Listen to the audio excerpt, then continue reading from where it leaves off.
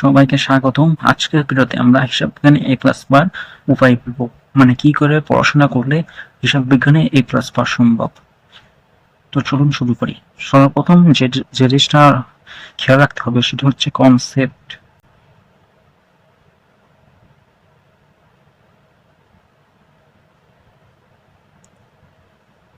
যে কোনো বিষয় হোক না কেন সেই বিষয়ে আগে কনসেপ্টটা ক্লিয়ার করতে হবে, অর্থাৎ বেসিক জিনিস যেমন জাবেদা, খতিয়ান, রেওয়ামিল এইসব জিনিসের বেসিক ক্লিয়ার করতে হবে। বেসিক না ক্লিয়ার করলে সৃজনশীল সমস্যা হবে।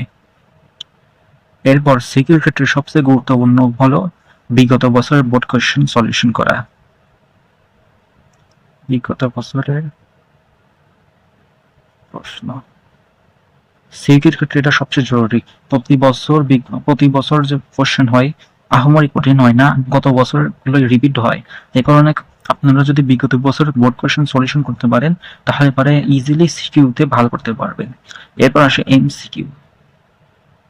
এমসিকিউতে ভালো করতে হলে আপনাকে বিগত বছর বোর্ড কোয়েশ্চেনের পাশাপাশি আপনাকে মূল বইটা রিডিং করতে হবে।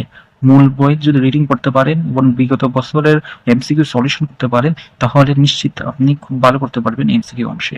এরপর আরেকটা ইম্পর্টেন্ট জিনিস সেটা হচ্ছে টাইম ম্যানেজমেন্ট। অনেকে দেখা যায় 7টা সৃজনশীল সময় মতো লিখতে পারেন না। তো 7টা সৃজনশীল সময় মতো লেখার জন্য আপনাকে টাইম ম্যানেজমেন্ট শিখতে হবে। এর জন্য প্রত্যেকটা সৃজনশীলের জন্য কমপক্ষে সর্বোচ্চ 20 মিনিট নেবেন। এর বেশি নেওয়ার দরকার যাবে না। এর বেশি নিলে আপনার মিস হওয়ার সম্ভাবনা থাকবে পরবর্তী প্রশ্নটা। এই জন্য আপনার উচিত হবে 20 মিনিটের মধ্যে আপনার সৃজনশীলটা শেষ করে নেওয়া। এবং সবচেয়ে বেশি ইম্পর্টেন্ট সেটা হচ্ছে প্র্যাকটিস। প্র্যাকটিস আপনি যদি করতে থাকেন তাহলে নিশ্চিত থাকেন আপনি হিসাব বিজ্ঞানে এ প্লাস পেয়ে যাবেন, এটা কোনো ব্যাপারই হবে না। তো আশা করি আপনারা সবাই বুঝতে পেরেছেন।